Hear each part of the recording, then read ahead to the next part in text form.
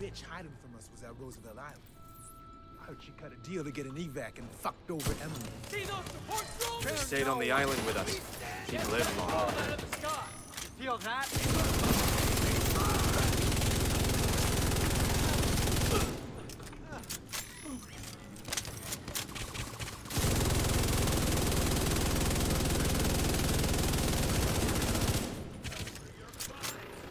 Hello agents, and welcome back to another Division build video. Today I've got an absolute melter of a build for you. I've actually got two versions of this build, one being an assault rifle and one being an LMG version.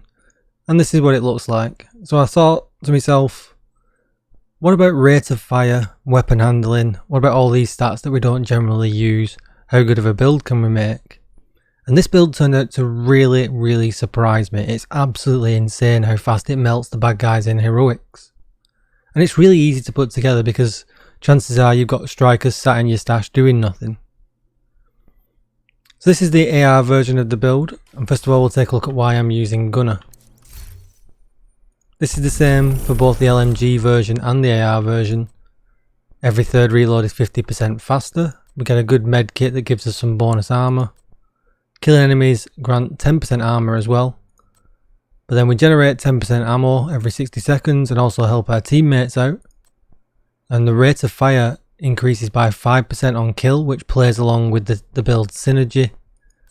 And we get 10% weapon handling while not moving, and we need to be motionless, which again plays along with the build synergy. Obviously spec into AR and LMG damage depending on which one you're using. So with the AR version, I've gone with my Honey Badger because it's rolled really well, but you could use a FAMAS, M4, whatever gun is your favourite. But I've chose to run in sync. So hitting an enemy grants 15% skill damage for 5 seconds, but then using a skill or damaging an enemy with a skill grants 15% weapon damage for 5 seconds. Which is awesome because then if we get both of them buffs at the same time, that's doubled to 30, which makes a tier 1 skill really good at that point, adding to the damage, and also gives us a lot of extra damage. Obviously you can see rating for 110k without that, so the damage is actually insane. One thing to note, just make sure your bottom slot, you want to aim for damage to target out of cover, definitely best in slot. I'll go over the LMG a little bit later on when I get to that build. So first of all we'll take a look at the strikers pieces because they're all very similar. 2 pieces gives us 15% weapon handling, accuracy, stability and reload speed. And 3 pieces is giving us 15% rate of fire. All you want to do is get a high weapon damage on the core attribute and then use your attributes and your mod slots to hit 60% crit chance and then pile on critical hit damage after that. So as you can see, head over to the gloves, weapon damage and crit damage. And then head into the holster, weapon damage and crit chance. We're not bothered about using the 4-piece. The 4-piece is very poor, to be honest. It's too hard to maintain stacks and too hard to maintain the damage when you could just use something like glass cannon, or for instance in this one I'm using spark and something like that, and they just constantly give you damage. You're not having to worry about losing stacks over time. I've gone with the Walker Harris chest piece because I wanted the extra weapon damage. I'm using Spark because I'm using a skill. That's going to give us 15% weapon damage when we damage the enemy with a skill. Again, plays into the build synergy. And as you can see, the reds are all weapon damage, crit chance and crit damage. Ideally now I would like this to be a Walker Harris backpack, but I've just not got one that can match up to the amount of damage that this backpack gives me. The 15% headshot damage is really nice. And then I've got almost max on the weapon damage, crit chances and crit damage. I'm going to be in cover a lot, so I chose to go with Vigilance for an extra 25% damage. You could go with Composure here instead, but that's totally up to you. That would drop it down to 15%, but you wouldn't have to be worried about getting hit.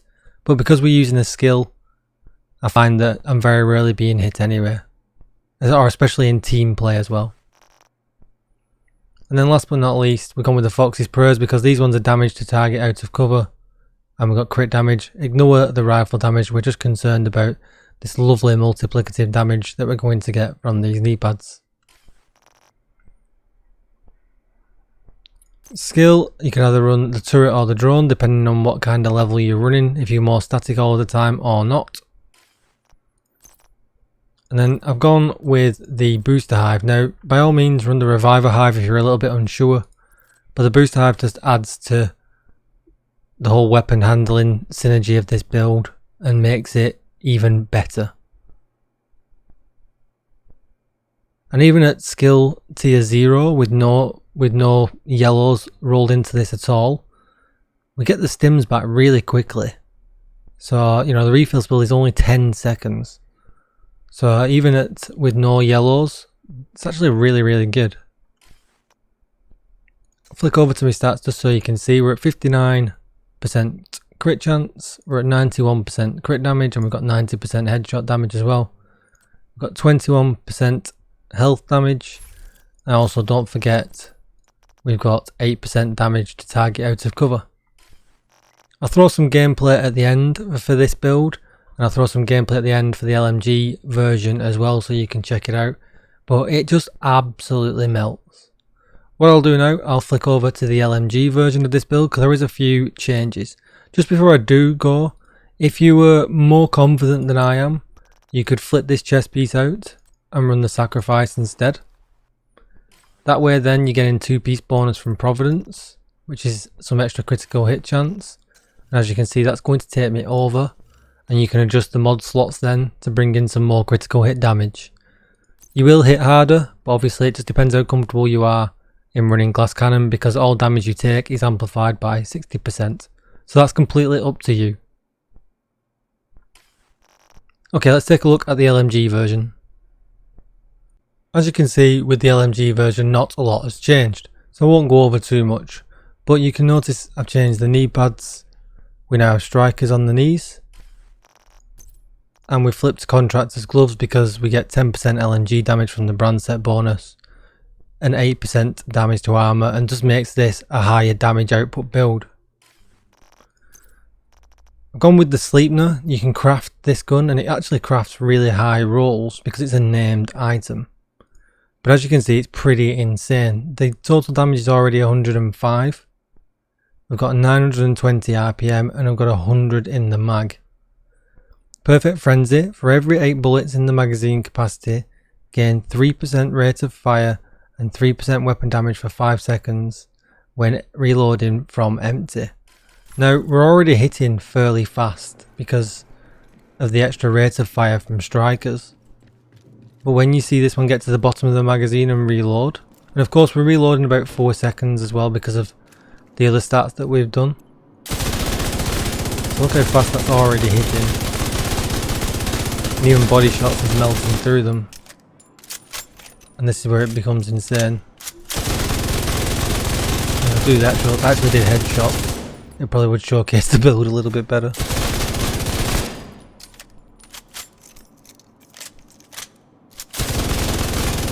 But we absolutely melt away everything, as long as you're hitting the shots.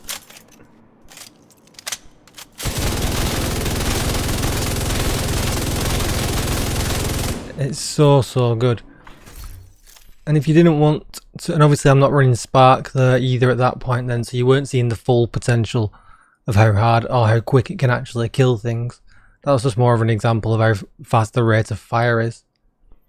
Other options here obviously would be a Providence with Spark, and like I mentioned before, a Sacrifice with Glass Cannon. If you want to look at how quickly the AR reloads, I know it's not on the actual AR build, but the stats are the same for the reload.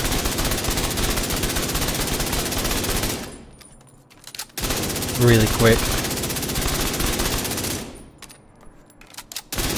And the rate of fire is so nice as well. And we can take a look at the actual stats on the guns. You can see here. Reload time on the Honey Badger is 2.1 seconds and it's 4.5 on the Sleipner. I did also try my MG5, because with my MG5 I had fast hands on, critical hits, add a stack of 4% reload speed bonus. So if you're happy at the rate of fire,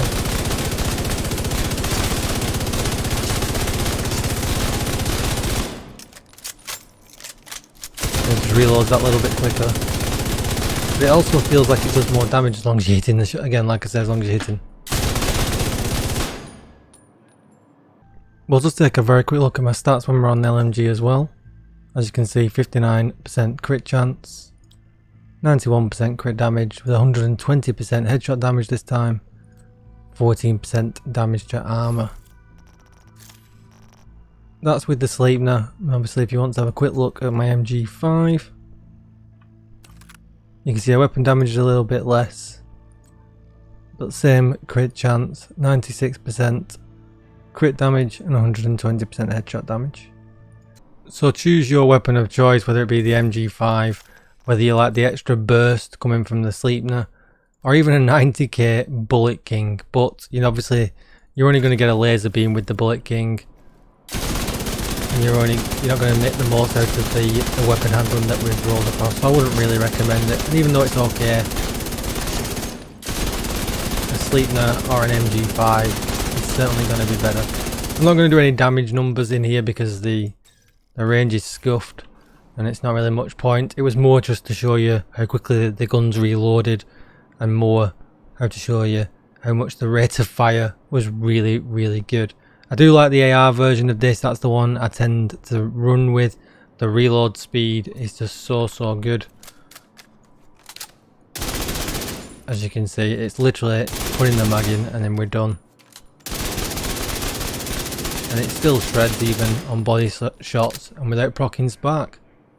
So I'll show you some footage now at the end of the video. Thank you for watching, everybody. Come and check me out over on Twitch, where we're doing Iron Horse raids right now, helping the community out. Twitch.tv/DJTICKLE.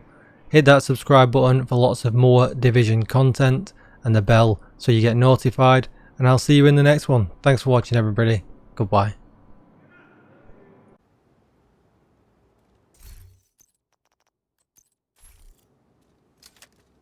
We need to find out what happened to the team that went to try to repair the main shade node.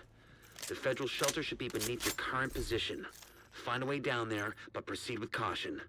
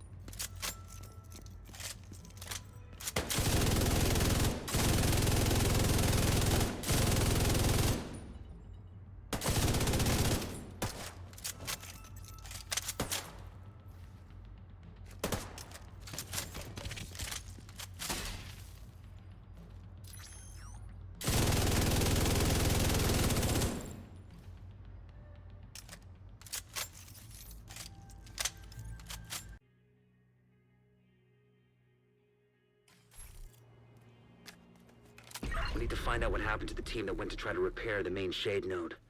The federal shelter should be beneath your current position. Find a way down there, but proceed with caution.